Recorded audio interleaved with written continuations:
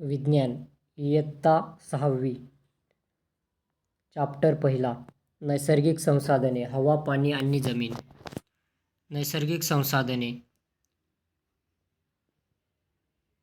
यावरून असे लक्षात येईल की आकृतीमधील काही घटक आकाशात म्हणजेच हवेत आहेत, काही घटक पाण्यात आहेत, तर काही घटक जमिनीवर आहेत.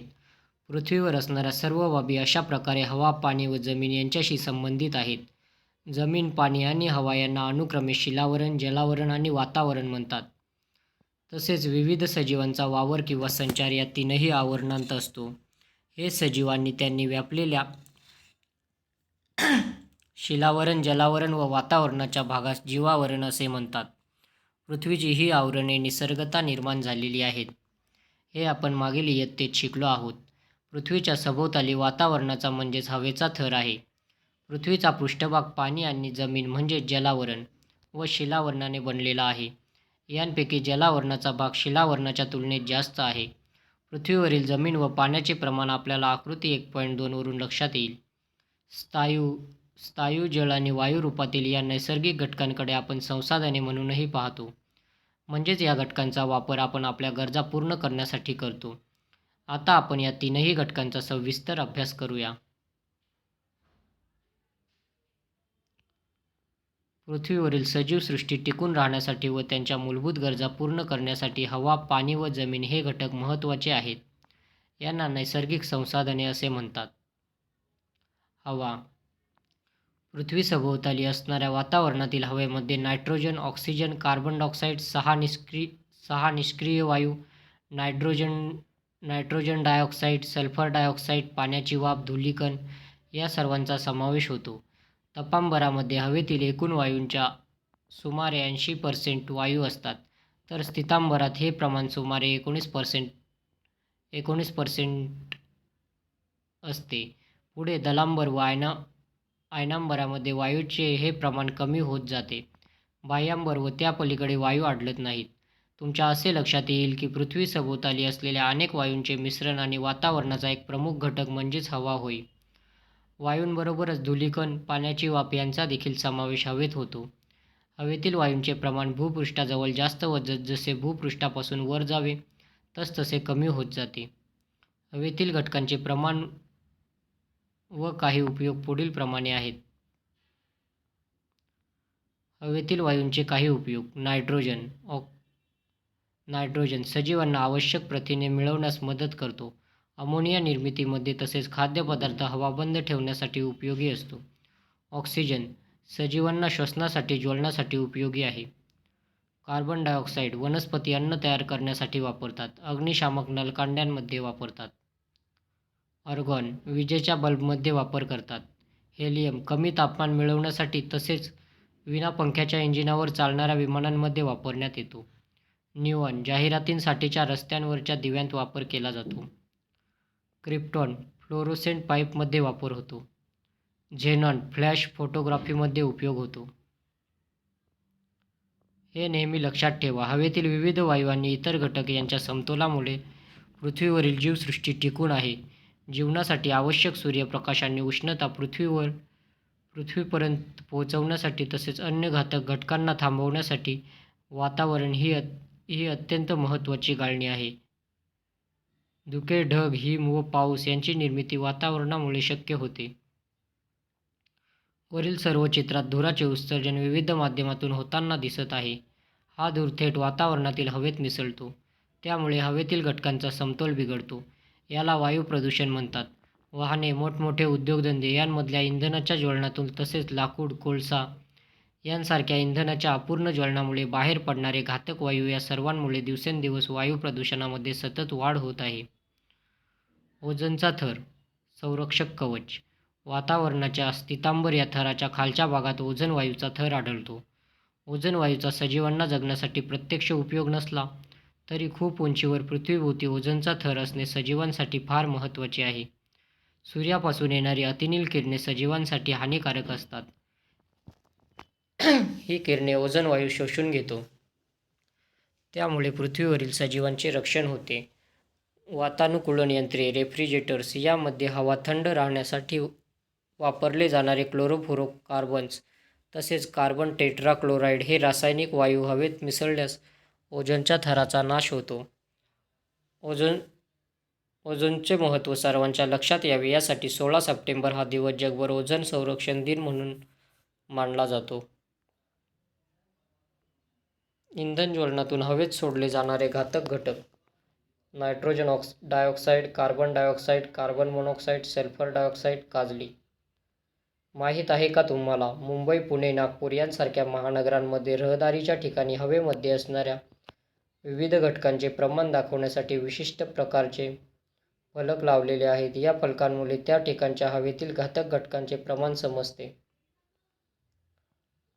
पाणी. सकाळी उठल्यापासून ते रात्री झोपेपर्यंत तुमच्या घरात पाण्याचा वापर कोणकोणत्या कामांसाठी व किती होतो ते पहा.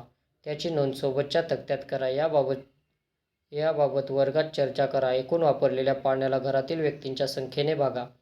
यावरून तुम्हाला प्रत्येक व्यक्तीला वापरासाठी किती पाणी लागेल ते कळेल.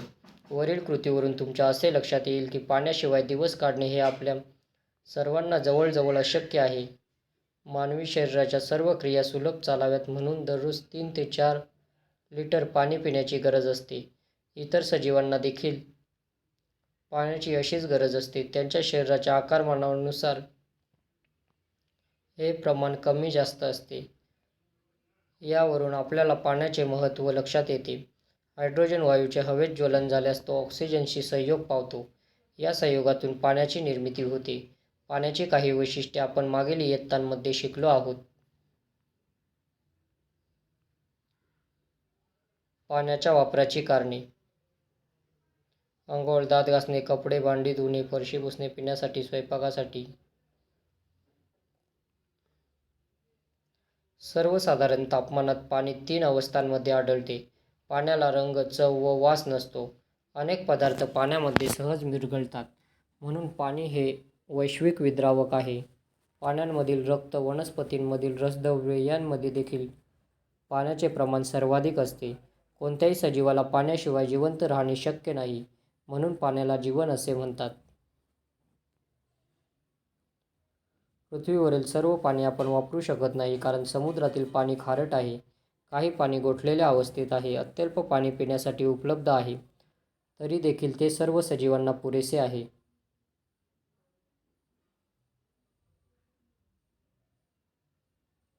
पाणी मिळवण्यासाठी ओढे, नदी, छोटी तळी, झरे, सरोवरे हे जमिनीवरील नैसर्गिक स्रोत आपण वापरतोच.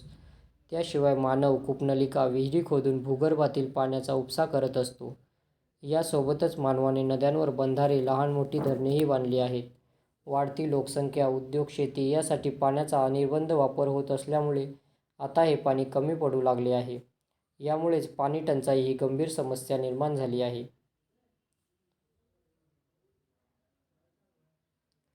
हे नेहमी लक्षात ठेवा. पाण्याचा वापर काटकसरीने करा. पाणी अडवा, पाणी जिरवा. जिथे शक्य आहे तिथे पाणी साठवा. पाण्याचा शक्य तेथे पुनर्वापर करा, कारण साठवलेले पाणी लगेच शिळे होत नाही. जमीन. तुमच्या असे लक्षात येईल की जमीन आपल्याला दगड, माती, मोठे खडक या स्वरूपात दिसते. ती सर्वत्र सपाट नसते. जमीन कधी डोंगराळ तर कधी सपाट अशा रूपात पाहता येते. मानवासह सर्व भूचर प्राणी जमिनीवर राहतात. काही भूचर निवाऱ्यासाठी जमिनीत बीळ करून राहतात. याचा अर्थ ते जमिनीचा वापर त्यांची गरज पूर्ण करण्यासाठी करतात. आपणही जमिनीचा वापर शेती, निवास, रस्ते यांसाठी करत असतो. जमिनीवर असलेल्या वनांतील वनस्पती व प्राण्यांचा देखील आपण उपयोग करत असतो. जमिनीतून मिळणारी खनिजे, खनिज तेल व भूगर्भीय वायू आपल्यासाठी अत्यंत महत्त्वाचे आहेत. याचा अर्थ जमीन हे एक महत्त्वाचे संसाधन आहे. ही जमीन नक्की कशापासून बनली आहे ते आपण पाहू. पृथ्वीवरील जमीन देखील याचप्रमाणे आपल्याला पाहावयास मिळते. तुमच्या जवळपास जर पाईपलाईन टाकायचे काम चालले असेल तर त्यासाठी खणलेल्या खड्ड्यांचे नीट निरीक्षण करा. सोबतच्या आकृतीप्रमाणे तुम्हाला जमिनीच्या खाली काही थर आढळतील. परिपक्व मृदा असलेल्या जमिनीत सर्वात वरचा थर हा वनस्पती व प्राण्यांच्या अवशेषांच्या कुजण्याने निर्माण होतो. याला कृतीत मृदा म्हणतात. हा थर शक्यतो दाट जंगलांमध्ये आढळतो. त्याखालील जमीन वाळू, माती, बारीक खडे, कृमी, कीटकांनी युक्त असते. या मातीच्या थराला मृदा म्हणतात. त्याखालील जमिनीत माती व मूळ खडकांचे तुकडे आढळतात. ही मृदा अपरिपक्व असते. त्यापुढे आणखी खाली मातीचे प्रमाण कमी होऊन खडकांचे प्रमाण वाढत जाते. हे थर मूळ खडकांचे असतात. मातीमध्ये आढळणारे मुख्य खनिज हे या खडकांमध्ये येतात. म्हणूनच प्रदेशनिहाय माती वेगवेगळी असते. तिचा रंग, पोत दोन्ही बाबी मूळ खडकानुसार ठरतात.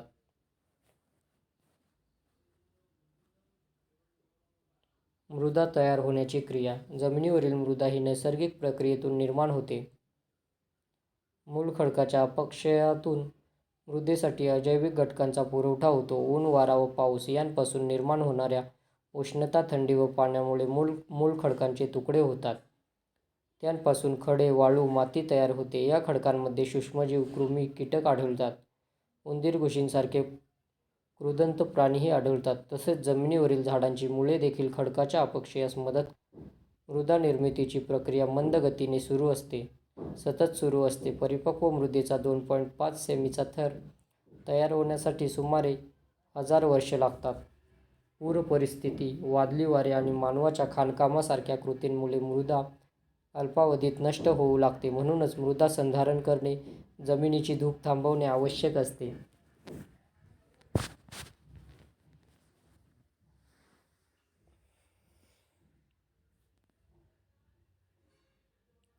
यासाठी सर्वोत्तम उपाय म्हणजे जमिनीवरील वनस्पतींचे आच्छादन वाढवणे. गवत, झाडे, झुडपे वाढवल्यास जमिनीची धूप कमी होते. माहीत आहे का तुम्हाला, मृत वनस्पती व प्राणी यांचे सूक्ष्मजीवांमार्फत विघटन होऊन म्हणजेच जे कुजून मृदेवर जो थर तयार होतो त्याला कृत्रिम मृदा ह्युमस म्हणतात. कृत्रिम मृदा जमिनीला पोषक घटक पुरवण्याचे काम करते. तसेच मृदेत हवा खेळती ठेवणे, मातीत पाणी धरून ठेवणे या कामी देखील कृत्रिम मृदा महत्त्वाची आहे.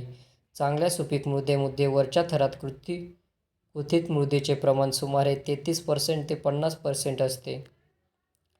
एकेकाळी पृथ्वीवर घडलेल्या उलथापालथीमुळे जमिनीवरील जंगले भूगर्भात गाडली गेली.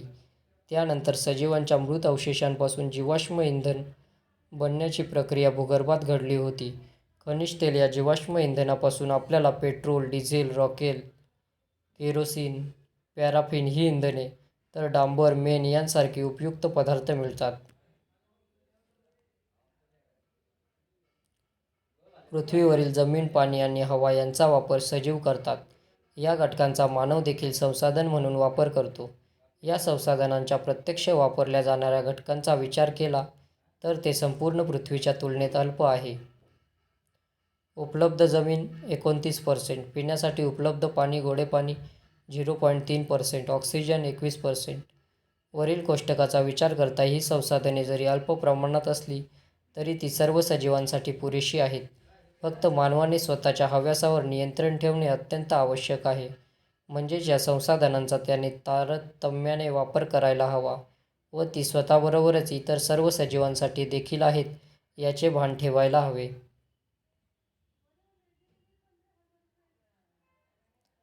कोण काय करते? भारतीय उपखंडाच्या हवामानाचा अभ्यास करण्यासाठी भारतीय हवामानशास्त्र संस्था 1875 मध्ये स्थापन करण्यात आली. ही संस्था हवामानाचे निरीक्षण करून हवामानविषयक अंदाज वर्तवण्याचे मुख्य काम करते. याशिवाय हवामान बदलाविषयीचे संशोधन, पर्जन्याचे अंदाज, जागतिक तापमान वाढीबाबतचे निरीक्षण इत्यादी कामे या संस्थेत केली जातात. आपण काय शिकलो? सजीवांच्या मूलभूत गरजा भागवणारे व निसर्गातून मिळणारे घटक म्हणजेच नैसर्गिक संसाधने होय. हवा, पाणी व जमीन ही महत्त्वाची नैसर्गिक संसाधने आहेत. जमीन आणि मृदा एकच नसून त्यात फरक आहे. मृदेमध्ये जैविक व अजैविक घटक असतात. हवेमध्ये नायट्रोजन, ऑक्सिजन, कार्बन डायऑक्साईड, निष्क्रिय वायू, बाष्प व धूलिकण असे अनेक घटक आहेत. ओझोनचा थर पृथ्वीचे संरक्षक कवच आहे. नैसर्गिक संसाधने काळजीपूर्वक व काटकसरीने वापरावीत.